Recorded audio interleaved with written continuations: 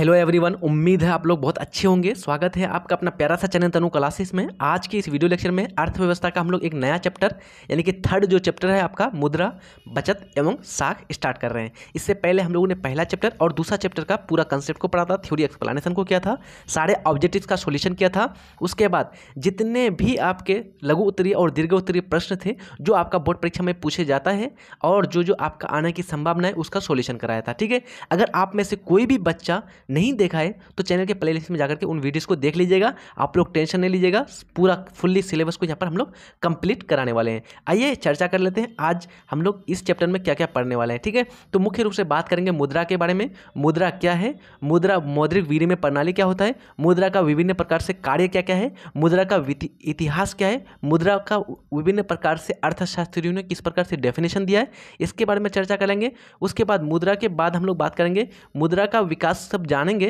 तो उससे पहले हम लोग को वस्तु विनिमय प्रणाली पढ़ना पड़ेगा। तो वस्तु विनिमय प्रणाली किसे कहते हैं, वस्तु विनिमय प्रणाली की क्या क्या कठिनाइयाँ थी इसके बारे में चर्चा करेंगे। फिर बाद में जो है बचत और लास्ट में हम लोग साख के बारे में चर्चा कर लेंगे। ठीक है, तो आइए आज जो हम लोग पढ़ेंगे मुख्य रूप से, तो आज क्या क्या पढ़ने वाले हैं और इस सेक्शन से कौन कौन सा क्वेश्चन आपका आया हुआ है। तो सबसे पहले हम लोग जानेंगे मुद्रा, और ये प्रश्न आपका बहुत ही इंपॉर्टेंट है। ये आपका प्रश्न जो है 2011 और 2017 में 2 बार आपका आया हुआ है। ठीक है, ये ध्यान रखिएगा। उसके बाद हम लोग जानेंगे मुद्रा का विकास के बारे में, लेकिन मुख्य रूप से इसको जानेंगे हम लोग विनिमय के स्वरूप। तो यहाँ पर मुख्य रूप से बात करेंगे वस्तु विनिमय प्रणाली, जो इस चैप्टर का सबसे ज़्यादा बार क्वेश्चन पूछा गया है। यानी कि वस्तु विनिमय प्रणाली जो है आपका 2015 में पूछा हुआ है, 17 में पूछा हुआ है, 19 में पूछा हुआ है, 21 में पूछा हुआ है, तो 100% आपका 23 में आएगा ही आएगा। ठीक है, देखिए हर एक साल के बाद आ रहा है। 15 में 16 में नहीं आया, 17 में आया, 18 में नहीं आया तो 19 में, फिर 20 में नहीं आया तो 21 में, फिर 22 में नहीं आया तो 100% 23 में आना ही आना है। ठीक है, ये ध्यान रखिएगा आप लोग। अब बात करते हैं इसके बाद कौन सा क्वेश्चन आएगा। तो यहाँ से आपका दीर्घ उत्तरीय प्रश्न सीधा सीधा बन जाता है बच्चों, वस्तु विनिमय प्रणाली की क्या क्या कठिनाइयाँ हैं उसका चर्चा कीजिए। तो ये आपका प्रश्न 2012 और 2014 में आया हुआ है। तो ये प्रश्न आपका 8 से 9 साल आपका नहीं आया है, तो हो सकता है कि ये प्रश्न आपका आएगा यहाँ से। ठीक है, एक प्रश्न आपका बन सकता है। उसके बाद आज के सेशन का लास्ट हम लोग चर्चा करेंगे मौद्रिक विनिमय प्रणाली के बारे में, यानी कि आपका मॉनेटरी सिस्टम के बारे में। ये भी क्वेश्चन आपका 2020 में आपका सीधा आ गया था। ठीक है, और इसका क्या क्या कार्य होता है इसके बारे में थोड़ा सा चर्चा कर लेंगे, बस उसके बाद हम लोग आज का सेशन समाप्त कर देंगे। अगले पार्ट में फिर हम लोग बात करेंगे अगले चैप्टर अगले चीज़ों के बारे में। ठीक है, तो आइए स्टार्ट करते हैं आज के चैप्टर को। आर्थिक ढांचा मुद्रा पर ही निर्भर करती है, यानी कि कोई भी राष्ट्र हो, कोई भी देश हो, अगर उसकी आर्थिक ढांचा की बात की जाए तो वो किस पर निर्भर करती है बच्चों, मुद्रा पर ही निर्भर करती है। जैसे अगर मैं भारत की बात करूं तो भारत में क्या चलता है, आपका रुपया चलता है, लेकिन आपका अमेरिका यूएसए में क्या चलता है, आपका डॉलर चलता है। तो अब इसी के अनुसार हम लोग का अनुमान लगता है कि $1 बराबर भारत का कितना रुपया होता है ना। अभी कितना है बच्चों, वर्तमान में 82 के करीब चला गया है। तो अब सोचिए, यानी कि आर्थिक ढांचा का जो आपका यहाँ पर क्या किया गया, तुलना किया गया किसके आधार पर, आपके मुद्रा के आधार पर, करेंसी के आधार पर, है ना।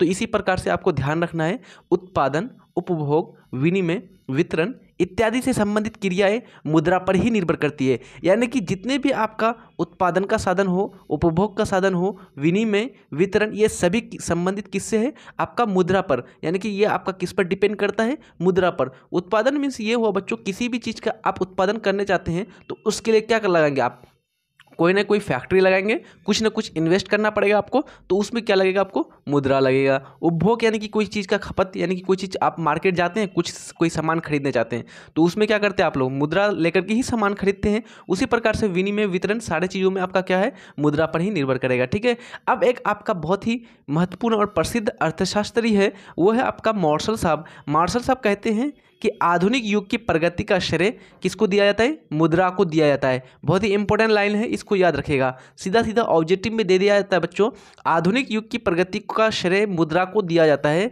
ये कथन किसका है, मार्शल साहब, ट्रस्कोट साहब, अलग अलग वहाँ पर नाम दे देगा, तो आपको याद रखना है मार्शल। ठीक है, अब ट्रस्कोट साहब क्या बोला था, तो उन्होंने कहा था कि यदि मुद्रा हमारी अर्थव्यवस्था का हृदय नहीं है तो रक्त प्रवाह अवश्य है। अब सोचिए कितनी महत्वपूर्ण बात यहाँ पर वो कह करके गए बच्चों, यानी कि मुद्रा के बारे में कहा है, मुद्रा के महत्वपूर्णता को, मुद्रा की आवश्यकता को यहाँ पर बता रहा है वो, कि मुद्रा अगर हमारी अर्थव्यवस्था का हृदय नहीं है, यानी कि हार्ट नहीं है, तो वह हमें क्या है, वह रक्त प्रवाह जरूर है। इस तरह मुद्रा हमारी अर्थव्यवस्था की क्या है बच्चों, आपका जीवन शक्ति है।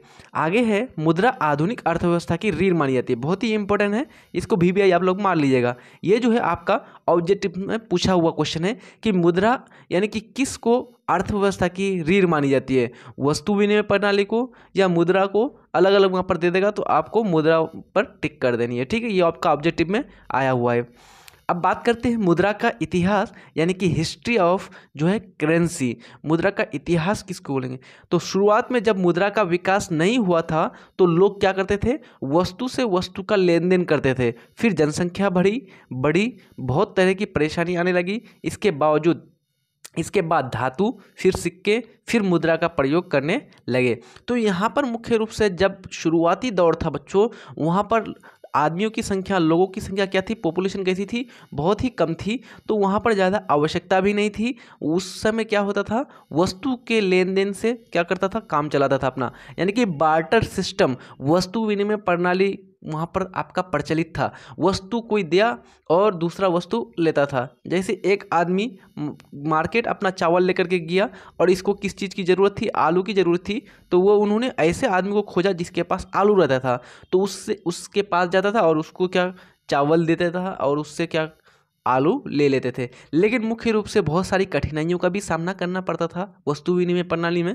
आगे चर्चा करूंगा बहुत अच्छी तरह से। आइए थोड़ा सा यहाँ पर देखते हैं कि विनिमय के स्वरूप के बारे में क्या है। तो विनिमय का जो स्वरूप है मुख्य रूप से वो दो प्रकार का है। एक है आपका वस्तु विनिमय प्रणाली यानी कि आपका बार्टर सिस्टम, और दूसरी है आपका मौद्रिक विनिमय प्रणाली यानी कि आपका मॉनेटरी सिस्टम। तो सबसे पहले हम लोग वस्तु विनिमय प्रणाली का जानते हैं और इसकी क्या क्या कठिनाइयाँ थी, डिफ़िकल्टीज थी, उसके बारे में चर्चा करते हैं, जो आपका बहुत ही ज़्यादा ही इंपॉर्टेंट है। वस्तु विनिमय प्रणाली तो मैं अभी बता दिया आपको, वस्तु के आधार पर क्या करेगा, वस्तु का लेन देन करेगा। जब मुद्रा का विकास नहीं हुआ था तो लोग वस्तुओं का लेन देन करते थे, किसके आधार पर, वस्तुओं के आधार पर, यानी प्रत्यक्ष रूप से वस्तु के बदले वस्तु का आदान प्रदान करते थे। इस प्रणाली को वस्तु विनिमय प्रणाली कहते हैं। बहुत ही इंपॉर्टेंट प्रश्न है बच्चों, ये आपका जो है 3 से 4 बार क्वेश्चन पूछा हुआ है कि वस्तु विनिमय प्रणाली से आप क्या समझते हैं, ठीक है। ये आपका प्रश्न बहुत ही ज़्यादा इंपॉर्टेंट है। उसके बाद दीर्घ उत्तरीय प्रश्न में यहाँ से आपका सीधा सीधा प्रश्न आता है कि वस्तु विनिमय प्रणाली की कठिनाइयों का वर्णन कीजिए, ठीक है। तो ये आप लोग नोट डाउन करते जाइएगा या फिर आप लोग स्क्रीनशॉट खींच लीजिएगा। अब बात करते हैं वस्तु विनिमय प्रणाली की कठिनाइयाँ क्या क्या थी। तो सबसे पहली कठिनाइयाँ ये थी बच्चों, थोड़ा सा चर्चा कर लेते हैं हम लोग। मान लीजिए ये आदमी जो आपका चावल बेचने के लिए, चावल लेकर के गया था बाजार में, क्या खरीदने के लिए, आलू खरीदने के लिए गया था।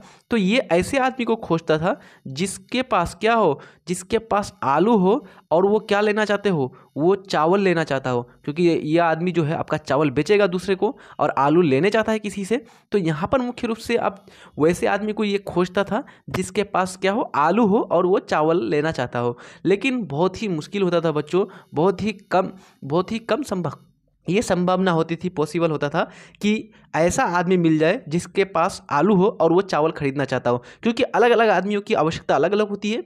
तो 100% और वो सामान भी अलग अलग प्रकार से लाते थे।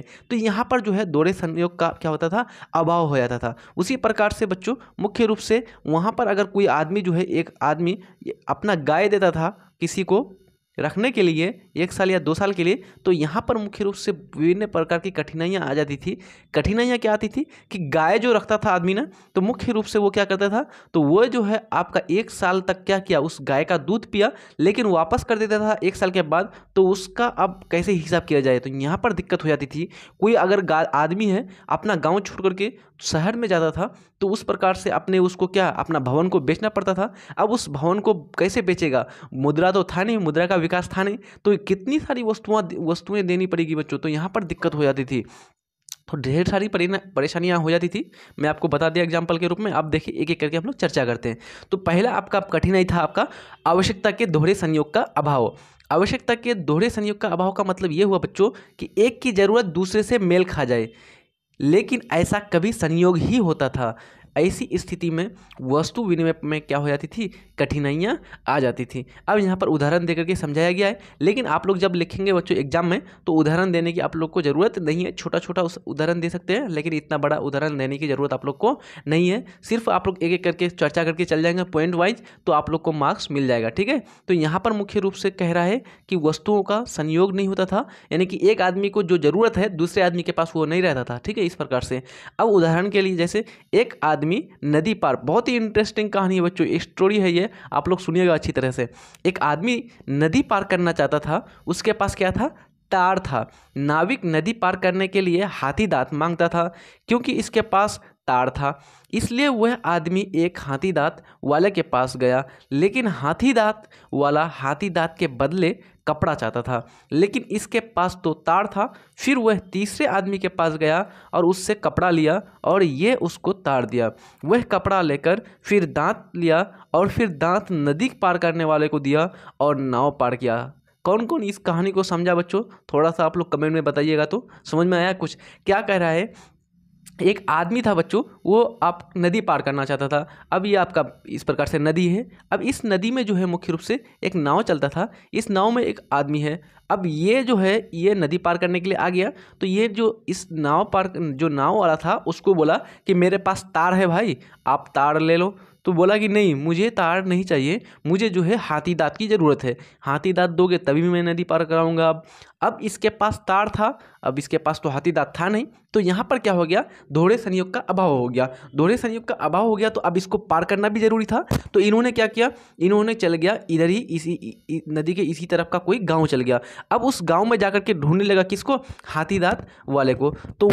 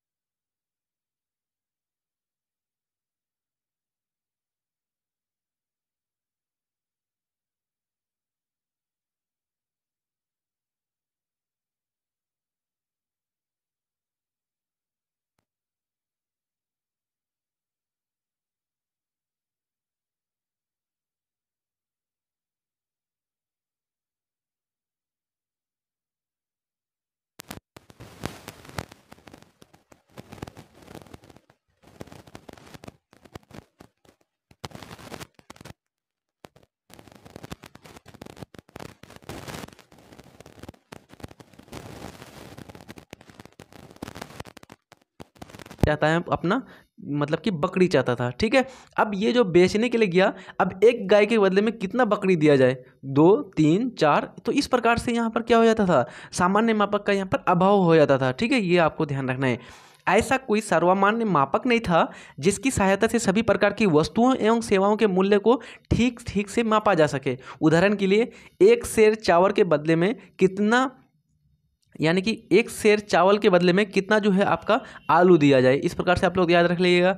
या फिर आपका एक गाय के बदले में कितनी बकरियां दी जाए। तो यहाँ पर जो है मूल्य मापक का क्या हो जाता था बच्चों, आपका अभाव हो जाता था और यहाँ पर कठिनाइयों का सामना करना पड़ता था। ठीक है, एक रिक्वेस्ट है आप लोगों से, अगर चैनल में नए हैं बच्चों तो प्लीज़ आप लोग जो है चैनल को सब्सक्राइब कर दीजिए और अपने दोस्त यार को, भाई बंधु को भेज दीजिएगा। जो 9th स्टैंडर्ड में है उन लोग को भी भेज दीजिएगा, क्योंकि इस चैनल में उसका भी सारा कंप्लीट सिलेबस पढ़ाया जाएगा।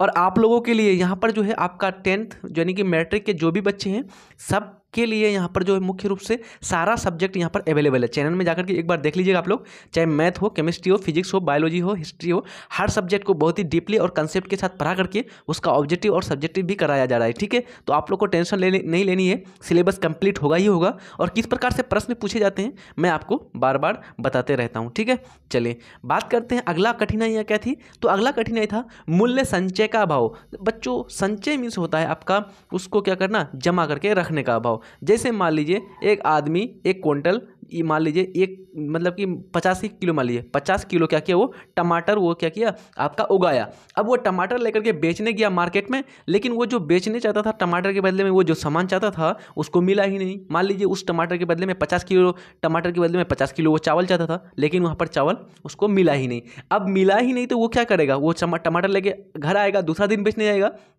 तीसरा दिन बेचने जाएगा, मान लिया दूसरा दिन बारिश होगी तो तीसरा दिन, अब तीसरा दिन में क्या हो जाएगा, उसका जो टमाटर था 50 किलो वो तो सारा सड़ जाएगा ना, है ना। तो वो उसको संचय करके रखने का क्या था, बहुत ही कठिनाइयाँ थी। यानी कि कच्चे जो सामान होंगे उसको तो कठिनाई हो गई ही ना रखने के लिए, क्योंकि तो वो तो सड़ जाएगा 2-3 दिन के बाद। तो उसी प्रकार की कठिनाइयाँ आती थी। जैसे लोगों के द्वारा उत्पादित वस्तुओं की संचय की असुविधा थी।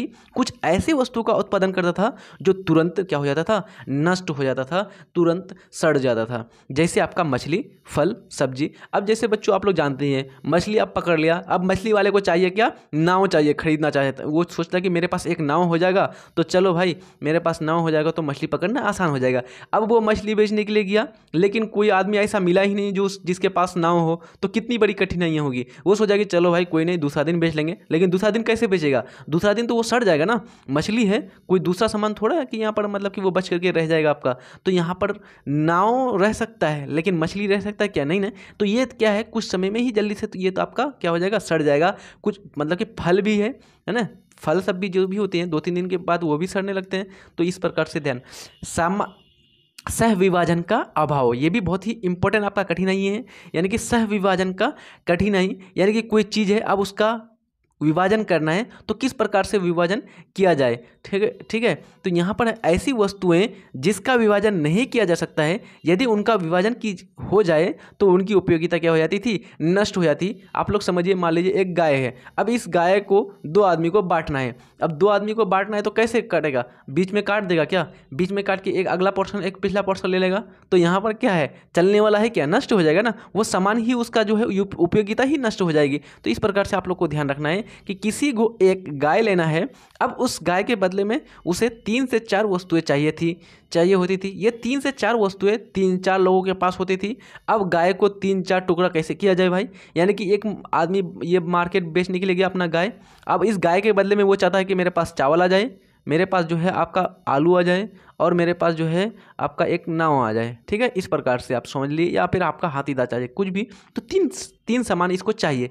अब ये जो गाय बेचने वाला है इसको 3 सामान तो मिल रहा है, लेकिन चावल जो है अलग आदमी के पास है, आलू अलग आदमी के पास है, और नाव जो है अलग आदमी के पास है। अब किस प्रकार से ये अपना गायों का जो है विभाजन करेगा बच्चों, गाय तो एक ही है ना, इसको विभाजन करके तो नहीं ना कि चलो इसका जो चारों टांग है चावल वाले को दे देते हैं, नाव मेरे लिए ज़्यादा अच्छा है तो चलो नाव वाले को आगे वाला पोर्शन दे देते हैं, या आलू वाले को पीछे वाला पोर्शन। तो यहाँ पर मुख्य रूप से कठिनाइयों का सामना करना पड़ जाता था, यानी कि किस प्रकार से सह विभाजन किया जाए किसी भी वस्तु का। ठीक है, 5वें नंबर की कठिनाई है आपका कि मुख्य रूप से भविष्य के भुगतान की कठिनाई। तो यहाँ पर मुख्य रूप से क्या हो जाती थी, भविष्य में भुगतान किस प्रकार से होती थी, तो एक व्यक्ति को दूसरे व्यक्ति से उधार लेने या देने में कठिनाई होती थी बच्चों। यानी कि मुख्य रूप से ये जानिए आप लोग कि मान लीजिए एक आदमी है, ये क्या किया, तो एक आदमी ये दूसरे आदमी से एक गाय उधार लिया। ठीक है, ये आदमी से गाय उधार लिया। अब ये आदमी क्या कर रहा है, तो 1 साल तक इस गाय को रखा, इसके दूध का उपयोग किया, इस गाय से अपना खेत की जुताई की। ठीक है, अब ये जो आदमी देने वाला था इसको क्या मिला, तो ये आदमी जो उधार लिया था इसको जाकर के 1 साल के बाद ये गाय वापस कर दिया, भाई लो आपका गाय, आपको सलामत हो। लेकिन दिया गाय के साथ तो इसको कुछ सामान भी देना था, लेकिन यहाँ पर क्या किया, सिर्फ और सिर्फ गाय को दिया। तो क्या इस देने वाले को कुछ फायदा हुआ क्या, नहीं ना। और ऊपर से क्या किया, उन्होंने गाय का भरपूर लाभ उठाया, गाय को अच्छी तरह से चारा भी नहीं दिया, खिलाया भी नहीं, है ना। तो इस प्रकार से एक व्यक्ति दूसरे व्यक्ति से गाय उधार लेता था, समय बीतने पर वो लौटा देता था, या मान लीजिए अगर गाय मर ही गया तो अब यहाँ बहुत बड़ी कठिनाई हो जाएगी। लेकिन इतने समय में उधार लेने वाला रहने वाला व्यक्ति गाय का दूध, गोबर आदि का उपयोग करता था। इस प्रणाली में उधार देने वाले को घाटा, जबकि उधार लेने वाले को क्या हो जाता था, फायदा हो जाता था। तो आप लोग अगर इस समय रहते बच्चों तो क्या करते, उधार लेने वाला बनते कि उधार देने वाला बनते, जल्दी से कमेंट में बताइए, तो जल्दी से बताइए आप लोग कौन सा बनते हैं आप लोग। अगला हम लोग कठिनाई का बात कर लेते हैं, तो मूल्य हस्तांतरण की समस्या, मतलब कि मूल्य का हस्तांतरण किस प्रकार से किया जाए, ये भी बहुत बड़ा समस्या था। जब कोई व्यक्ति एक स्थान को छोड़कर दूसरे स्थान पर बसना चाहता था तो ऐसी स्थिति में उसे अपनी संपत्ति छोड़कर जाना पड़ता था, क्योंकि उसे बेचना बहुत ही ज़्यादा क्या था, कठिनाई था। यानी कि मान लीजिए एक आदमी है और ये क्या किया, बोला कि नहीं भाई, मुझे ये गांव वाले क्षेत्र में नहीं रहना है, चलो मैं जा रहा हूँ पटना, अब मुझे जाके पटना में रहना है। ठीक है, अब ये जो अपना जाएगा पटना, तो इसकी जो खेतें हैं, इसका जो आपका घर द्वार है, इसका जो जितना भी सारा सामान है उसको तो बेचना पड़ेगा ना। अब इसको किस प्रकार से बेचेगा, कितना चावल के बदले में बेचेगा, कितना आलू लेगा किसी से, तो इतना बहुत ही ज़्यादा मूल्य हस्तांतरण में समस्या उत्पन्न हो जाता था। अब सोचिए बच्चों, जब